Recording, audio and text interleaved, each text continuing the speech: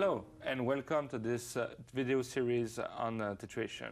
In this module we're going to talk about alerting. I'm Remi and this is Tim, and we're going to walk you through how you would configure the UI, how you would get the alerting started, what kind of alerts you're getting out of it, how you send them out from there. Sounds good, Tim? Yeah, let's get alerting. Let's get alerting. Is this the alerting page, Tim? This doesn't look like the alerting page. This looks like the policies page, which we've covered in the other modules. But I assume policies are one of the many sources of alerts that we can generate, right? Yeah, absolutely. I'm guessing through the course of the previous modules, we talked about a few things. Some of the things were around, those escape flows, all that stuff around that. So how do you get escape flows without having to go back in the UI? Because that's really the problem, is that no one wants to open yet another tab on their systems. Yeah, I would really like to be able to give some information to users outside of the titration context. Sounds good. So let's look at how we do that. Yeah, let's go for it. So in titration, you go to the sidebar and you have a thing called alerts. Surprising. That's very surprising. Kept it nice and simple. So the alerts tab is there. So by the way, it's same on-prem, same on TAS, right? Mm-hmm. Yeah, perfect. TAS being the as-a-service version of titration. Yeah, you're sorry. Used to the abbreviation. So you come here and you have two kind of configuration, right? You have configuration or the current alerts out of it. We're going to go to config. It's a new system, nothing is configured. Okay. So right now, no alerts being sent out, not connected to any external system. Yeah. The way you would figure that out, by the way, is that there's no lines here. Okay. If there are lines somewhere here, then something is configured. If there's nothing here, nothing is configured. Okay, so this is what it looks like when I first get into my system and I have no alerts configured. Absolutely. All right. So what should we configure? Well, I see on the left-hand side a load of alert types, so I guess that's the sources of the alerts that we could generate, and we can definitely go through what those are. And the publishers, I guess, are where we can send the alerts to, right? Yeah. I don't know. Well, I like Kafka. That sounds interesting. That sounds technical. And I'm a massive fan of syslog as well. So You're a fan of syslog. Okay. Yeah. Okay. I love unreliable delivery of messages. You like UDP? Yes. Okay. It's like talking to you, Tim. It feels like UDP really. So what did I do? If I just rewind for 1 second. So I went from the connectors page. So actually, I didn't go from the connectors. I went from the alerts page in configuration. And there's this little gear sign next to each of the providers. Okay. For this to be active, we need to have the edge deployed. Remember, there's a video module on connectors. In the connectors, we talked through how you deploy edge appliance. If you don't have the edge appliance, you won't see this little gear on the side. You won't be able to configure it. So step one, deploy an edge appliance. Okay. And if I don't know how to do that, I can watch the module on deploying connectors. Absolutely. So now we've done it, we can hit the gear. The gear tells us that if you want syslog, well, you need to enable it. Seems reasonable. Okay. Should we click? Go for it. Okay. That's it? I think we probably should configure the actual syslog destination, right? Okay. But that was simple enough to get it enabled. Okay. Let's go. So the connector is still deploying, as usual. Yeah. I mean, we saw that all this in the connector module in there. When you actually click there, it deploys a software running on top of the edge appliance. We deploy the edge appliance. It takes a few minutes, so that's completely normal. So at some point, I'll be able to refresh my page. Oh my God. There you go. That was really small. And you can see. I can see, and we covered that in the previous module, what that little spinning icon means, which is that it's waiting for the software to load. So we can wait a little bit. We can wait. Maybe we can make another UDP joke, but I don't think you'd be listening. No, I dropped it. So you can show us your dance, Tim. Otherwise, that's okay as well. Yeah. Still waiting. Yep. Okay. While we're waiting for that to come up, let's go back to the alerts. We don't want to get people just waiting on that. Oh, okay. Something happened, Tim. Why? But we configured syslog. Why is it pointing towards the internal Kafka now? That's a very good point. So the way the architecture is designed, you have alerts. Alerts come from alert sources. To be able to reach the external, the publishers on the platform, you need to be able to send them into some form of internal system. And this internal system for us is internal Kafka. So when you click there, that says basically, well, all the enforcement alerts are going to be sent to the internal Kafka so someone can pick them up.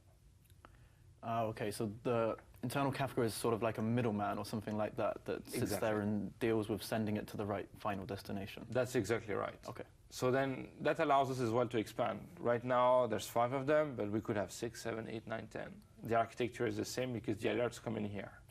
And did you configure that Kafka there, or was it already available for you? No, you're right. That Kafka is internal. It's out of the box. It's built into the platform. You don't need to worry about it. Okay, good, because Kafka is a very highly scalable way of delivering messages, but also it's kind of a pain to deploy. So I'm happy that Titration is actually doing that for us. I think a pain is an understatement, Tim. Absolutely. So let's go back. Let's see if our Kafka now works. Awesome. Deployed. And this up here is saying that it's not had any configuration applied, That's right. So now let's start the config. Well, that's all. I guess that's all there is to syslog. I like to keep it simple. I'm disappointed, Tim. Pick a destination. So let's do a 192.168. 125. 122, I think, is something there. 122, I think it's 90. Okay. UDP. Let's try. Something's happening. That's it. There we go. There we go. So it checked the destination was a legitimate server, and it's attempted to deliver some sort of syslog message there. Yeah. Okay. Obviously, in this example, we took the lazy route. We used UDP. I mean, I would strongly discourage you from using UDP for those kind of messages. But again, that's your call. Yeah. And if you did choose a alert destination that was stateful and required actually checking that the destination was alive, the system would do that for you as well, right? Yeah, absolutely. Okay. It would try the TCP connect or to send a Kafka message or do something for you to make sure it works. Okay. One type that there is for syslog, and specifically for syslog, is that you can actually map severity. So you will see that here on the left side, you see the alerting as Titration knows them. And on the right side are going to map to the actual syslog facilities. And so you can remap those to other things. So you could do immediate action and bring it back to debug if you wanted to. If I can click correctly. Okay. Now, probably that's a bad idea to do that. Yeah, I think if something says immediate action, we should probably do something about it. That's pretty quickly. No, it seems like an emergency. It's a debug thing. We can do that next day. It's okay. So by default, the mapping is the following, which is, in short, immediate action is emergency, critical is critical, high is error, medium is warning, and low is debug. That's the critical mapping. So if I don't do this, if I leave it like that, I use the basic mapping. Yep. Do we recommend changing that? I think it seems like it's mapped pretty well already.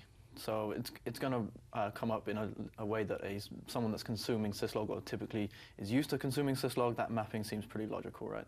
Okay. I think probably the only cases we see that being changed is if the receiving system has specific requirements. Yes. Okay. Yeah. Easy.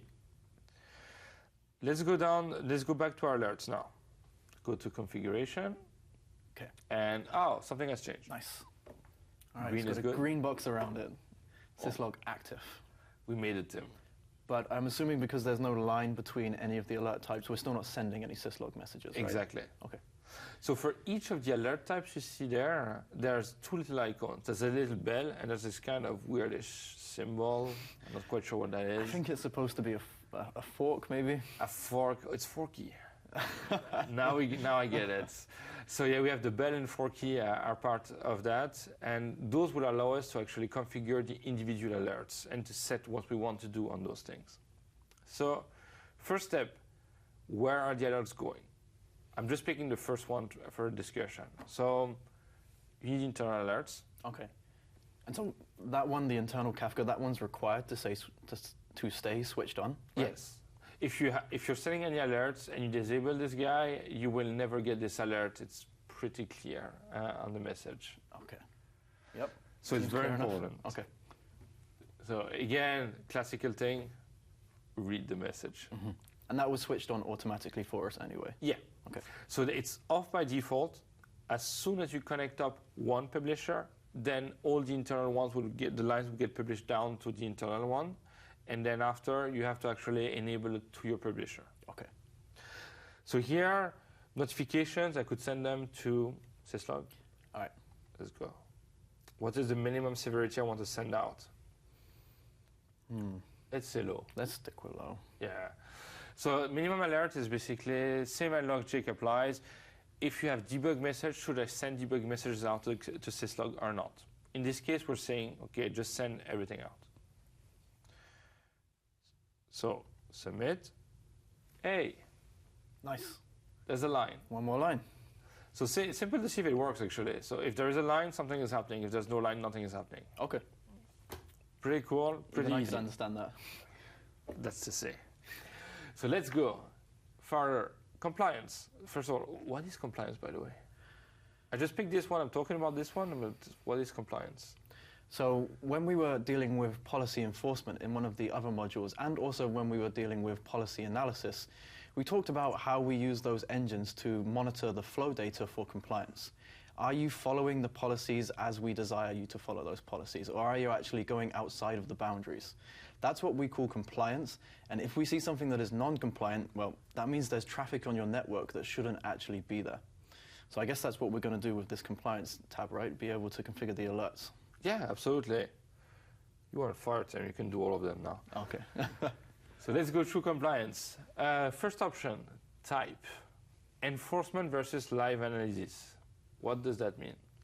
So when we see the enforcement, that means that this is compliance alerts for traffic that we actually believe should be enforced in that way. We're actually saying to those workloads or to the devices in the infrastructure, don't allow those packets to flow. And so therefore, if we see some sort of alert because we are non-compliant on the enforced policy, that's a real big deal.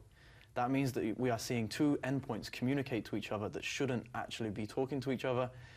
You really want to make sure that you deal with that before it gets bad.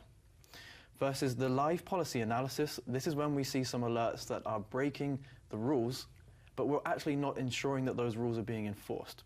So this might just be where we're analyzing some data for compliance, or we want to predict the effect of making some policy change. Sounds good. So if I summarize what you said, if I'm in production and I have a SIEM system and I want to send alerts out to a SIEM system, our recommendation is use enforcement policies. If you're doing testing and you want to set workloads based on testing and you want to send them to some form of collector to do some form of work in the company, use the live analysis. Yes. Let's use enforcement. Enforcement is the best way to go. And after all, it's a banking app. Let's make sure our enforcement is right. So here I go. I select my app.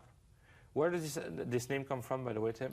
So this comes from the name of the workspace. So we've been dealing with the banking core application throughout this video series, and that is what we can see there. It's not the name of the scope, it's the name of the workspace. Okay. So pick banking core, and that's it. Okay. I have conditions to set. So, okay, what is an annotated, rejected flow? Which one should I pick, Tim? Well, it comes down to exactly what type of alerts you want to see. I can't give you the answer, but I can suggest exactly what these two different filters means. So when we see rejected flows, that means that the enforcement engine is actually dropping traffic. That usually means that someone is trying to generate some traffic that is non-compliant with your segmentation policy.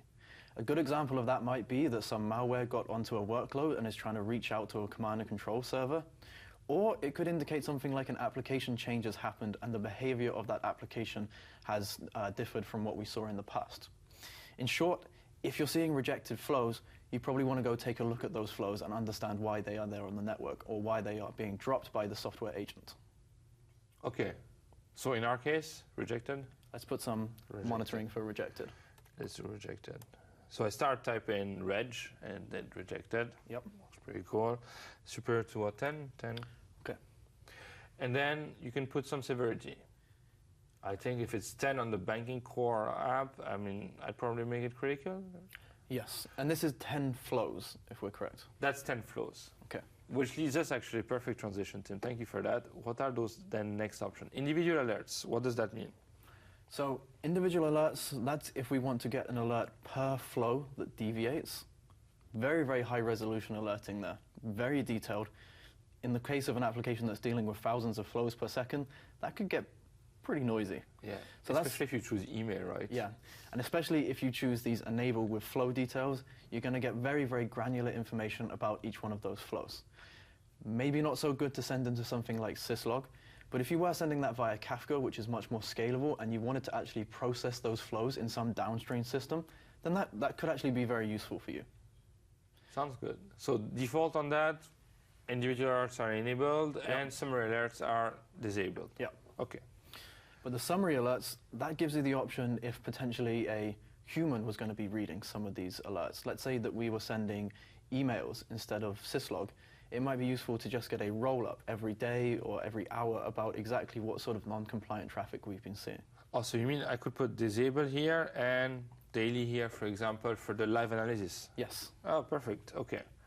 Well, here we're enforcing those, so I'm guessing enable.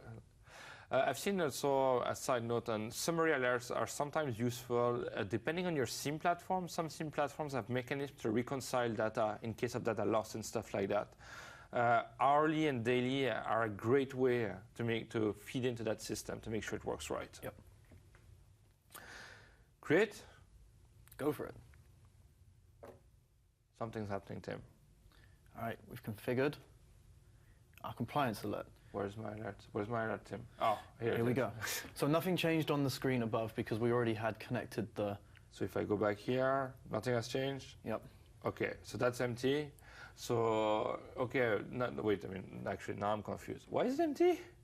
Well, that's because we actually created one compliance alert, but you might have one or more compliance alerts that you want to generate on a per application basis. We looked at rejected traffic, but we saw that there were some other conditions there as well, potentially escape traffic or misdropped traffic as well. Oh, so what you're saying is that I can actually create individual alerts per workspace for different kind of alerts, make it different kind of alarms, and I can choose that. And once I've done all that, they actually show up at the bottom. You got it. Okay, so that's pretty flexible. Yep. So I could I'm in deployment process and I decide that I need extra alerts during the deployment. I want to get individual alerts through emails. I could do that if I wanted to, right? Yes. Oh, very nice. Okay, so compliance, pretty clear. What's neighborhood? So neighborhood is part of our neighborhood application, which is under visibility. So this allows us to detect things such as policies being created between two different groups of endpoints or policies being removed, the size of a group changing, or who it is adjacent to fluctuating. So the neighborhood graph is going to be able to give us those kind of details, and we can generate compliance alerts from that as well. Could you give me one example, like a quick example of a really good use case for neighborhood graphs? Yeah, so let's say, for example, that I had a database. And I had that database that I only wanted to ever be connected to by one application tier. Okay. Now, neighborhood graphs allow me to specify the exact path to get to that database. I could be able to say that no one else apart from that application should ever speak to it. Can I just clarify, when you say path, Yeah. is that router hops? Not router hops, Remi. When we talk about paths integration, we mean a logical path from one network segment to another. They could be on totally different infrastructures, and it's not talking about hops on a router. Okay, so it's like application path would Yes. be, okay, Yeah. makes sense. So if we see some new policy get created, that policy might allow a different application to talk to that critical database. That policy might be created by someone that didn't actually mean to do that, they just did it mistakenly. And the neighborhood graph is going to be able to watch out for that and alert you to the fact that there is a new policy that's put in place that contravenes some of your assurance rules. I see. So, and that's how I enable it, right? Yep. So my alert is going to be, okay, geographic as well now? Yeah. So we can even, for example, say, warn me if a particular geography is accessing one of my applications. Let's say, for example, I want to ensure that no one from France ever accesses one of my applications. I can definitely do that using neighborhood alerts. I could see that coming, Tim. I'm pretty sure it's set up on your cluster, by the way. It is. Instant ban. So geography, path, edge, nodes, so you can choose your conditions in there, and as usual, you have a set of directions which might change for each one of them. Yeah. So here, for example, saying, warn me if I am actually connecting one segment that could be a scope or a cluster to another scope or a cluster when I really shouldn't be. Or if I want to ensure that there is always a particular segment in between. I always want to make sure that my traffic going from my web server to my application server goes through an IPS, for example. Okay.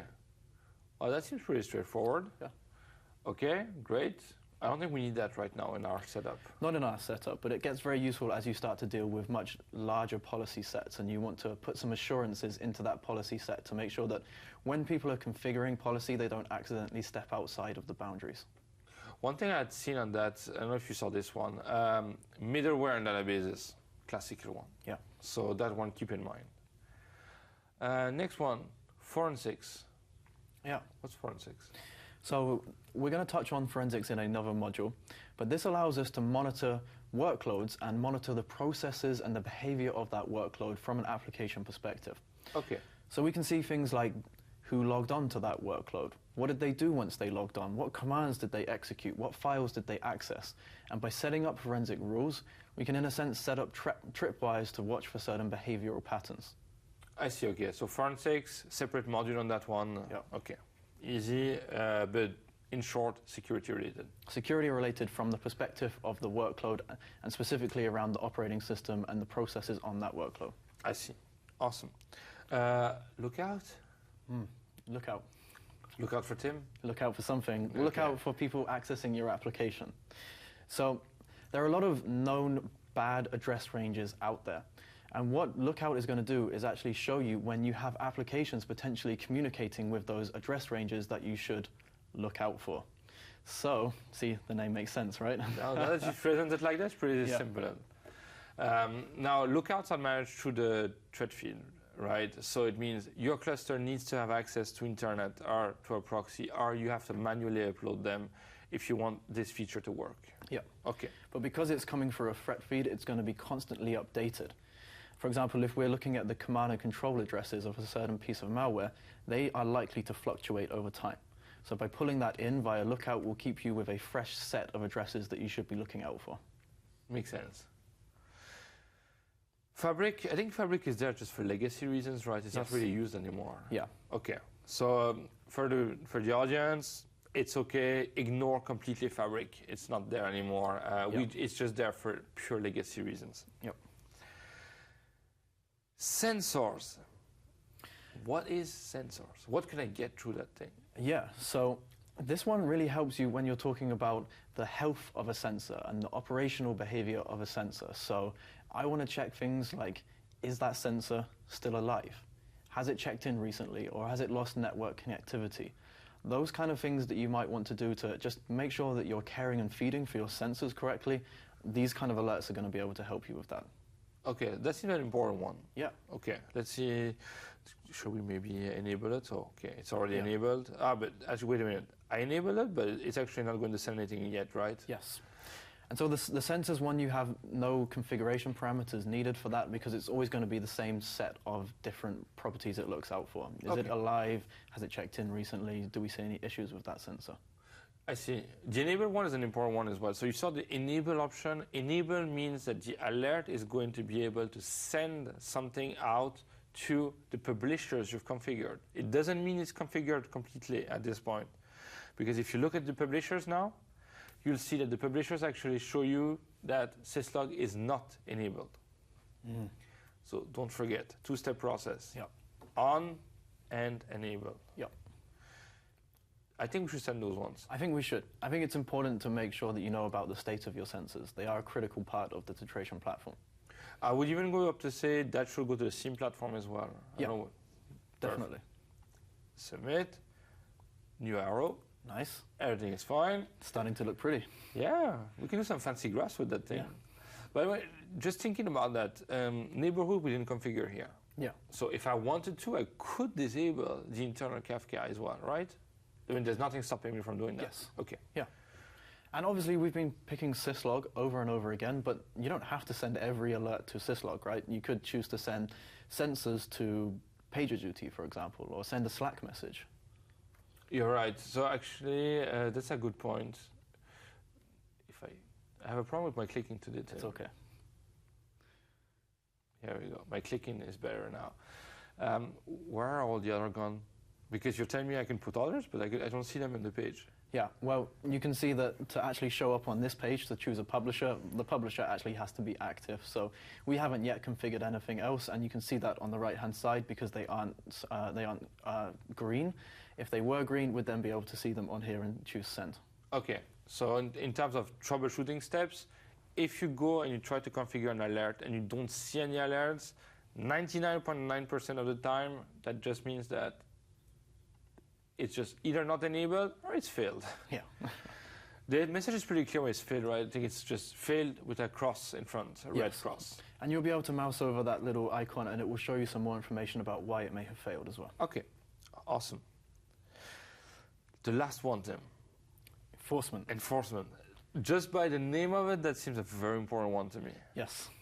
Whenever you're enforcing something, you've got to be able to hear about that. So the enforcement alerts are going to be able to make sure that when we see deviations on the workloads that are related to the enforcement properties, that we get alerts. So this is typically one of the common questions that people come to me when they talk about enforcing policy at the workload. It's, well, what happens if that system administrator starts making changes? What if they uninstall the sensor? Or what if they modify the IP table rules or the Windows Advanced Firewall rules? This is where the enforcement alerts really kick in. Anytime a change is made on a workload that causes some sort of deviation to the desired policies, that's going to be an alert generated from this enforcement alert type. And we really recommend that you keep an eye on those as well. Okay, so I think we should enable this one. I think we should enable this one. So click on the little bell.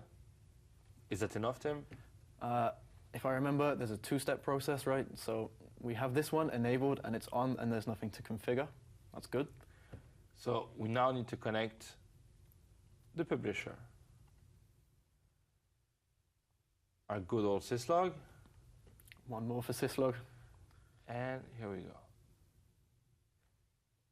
That's it? Easy peasy. Okay, so what did I configure here? I have a compliance alert which is set that says that if there's more than 10 flows being rejected from the system, I'm going to send an alert through syslog for the application banking core prod in the environment for enforcement only, not live policy analysis. If a sensor is disconnected from the system, so a sensor is killed, a sensor cannot check in anymore, a sensor doesn't work correctly, I will get an alert out of Kafka. If someone tries to tamper with my enforcement, if someone tries to, or the enforcement doesn't work for any reason, then I'm going to receive an alert as well through syslog. And that's what I've configured here. Yeah. Up to there, pretty easy. Yeah. So I could add more, right, if I wanted to. Yeah. I mean, really, you can keep configuring this as much as you want and come up with any type of combination between the alerts and the publishers. Awesome. Okay. Cool. So things are going on. So Tim, I did play a little trick in the background. Sounds like you. Yeah, absolutely. So I did a little script that's actually looping and doing IP tables -F on my Kubernetes nodes.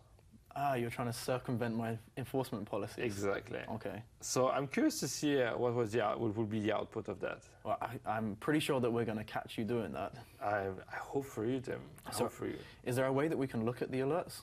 Well, I guess you could connect to the syslog server and go and see. That would be one way. And, I'm always happy to pass through syslog files, but, I just want to see in the Tetration user interface as well exactly what is being sent to that syslog server as well. That sounds like a great idea, actually. Yep. Because JSON from syslog is not awesome. If you're looking, by the way, if you're looking for the content of the alerts in example formats, those are available in a white paper on our product page, which we'll give the link again at the end of this video. So current alerts. Oh, well, things seem to be working okay. Not sure, Tim, but I see lots of deviation observed. I can see, actually, we have some problem with our ASA sensor as well. That I didn't know, actually. That's a good we enable this alert. Yeah, we can go track that one down. So, yeah, I can see that node 1, node 5, node 4, deviation observed. Doesn't sound good. What does deviation observed mean? Does that mean that you're being deviant? I think that means that I've basically tampered with IP tables. Ah, okay. So you've taken the IP table rules, you've changed them from what we believe those rules should be, you've circumvented the policy enforcement, and I've got that straight away into my alert type here. And it's sending it out to syslog as well. Exactly. So I can come around and I can come tell you off and say, stop doing that, Remi. Exactly. And if you remember, there was in our video on the sensors, we were talking sensor operation about the agent UID. Okay. So that's where it can become very useful. So there's no running away. This UID is going to match to an exact sensor. Exactly. Okay. So if you know the UID of the sensor and you have that in your tools, again, Ansible, you can use your Ansible stuff.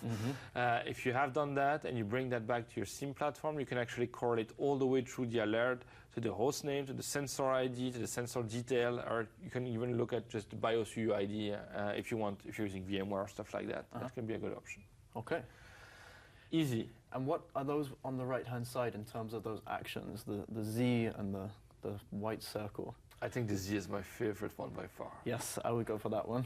Let's go and see. Snooze. Sounds nice. I could do with a snooze. Okay. What's snooze going to do? Let's click on snooze then. Oh, snooze is just going to take a nap for a bit. Okay, but how long can I take a nap for? Okay, let's have a look at that. So snoozing alerts is basically, if I don't want to see this alert anymore for a given time period, I can snooze it for a time period. So in short, I can take a nap for 1 hour, 1 day, 3 days, or 1 week. I'd go for 1 week. Yeah, I feel like the bear that might like to hibernate, so I'm going to go and snooze for a week as well. Let's snooze the alert. There we go. Alert is snoozed. Okay. So that means that alert is going to go to sleep. What does that mean, going to sleep? So meaning going to sleep, this alert will not show anymore for 1 week. Okay. Use wisely, obviously. Both inside the user interface and in terms of it's not going to go to any publisher? Absolutely. Okay. So you're snoozing, proper snooze. But within a week or after a week, if that same alert happens again, it's going to come back? Yeah. What about if I never want to see that alert ever again? It's impossible to. No, it can't be impossible. I don't want to get alert fatigue. If there are alerts that are really deemed to be unnecessary and you don't want to be sending those out, it surely makes sense to be able to get rid of those, right? No, absolutely. I was just getting after you. But I don't want you to play too much with the platform because you're going to break things. So that's always I can break things quickly. No, you have an option. Whitelist. If you have an alert and you absolutely want to whitelist it so it doesn't come up ever again, you can do that. So for example here, node 1, I might just want to whitelist it. Okay. And there's no notion of time you noticed here. Yeah. So here, if you whitelist, you whitelist. Okay. And if you whitelist, here it is. Okay. So now I'll never see that alert again. You'll never see that alert again. All right. Even though I'm sure I can undo that whitelist if I really want to. Not you, Tim. Not for me. No. Now, if you hit configuration, sorry, if you go down to the bottom. Yeah, we're able to change this under some of the data platform. On the data platform, which I don't think we have the permissions to do on this platform. So we've configured something, and we're a lower level user, right? So by whitelisting it, we'd have to ask the administrator to actually unwhitelist that particular alert. Yeah. Normally, yeah, you would have this setting as administrator. Yeah. We don't like anyone having this administrator access, especially not Tim or me, actually. And we kind of don't have access to this data platform alerting feature. Yes. This is available on Distribution as a Service, though, right? Yes. Yeah. Okay. So it's only this on-prem setup that's a bit different. Yeah. Okay. Sounds good, Tim. Anything else? I think I've got the alerts coming in. I just need to work out who I need to chase down and see exactly what they've been doing. Okay. We probably need to fix this AC sensor as well. Yeah, but that's useful, right? It's good to know when things are unhealthy so that you can go back and fix them before it becomes a real problem. Okay. Awesome. Well, thank you, Tim. Thank you. So in this titration video module, we've covered everything there is to know about alerting in the context of titration. So at this point, if you're looking for more information, if you're looking for the white papers we referred to, you can find them on cisco.com/go/titration. Thank you.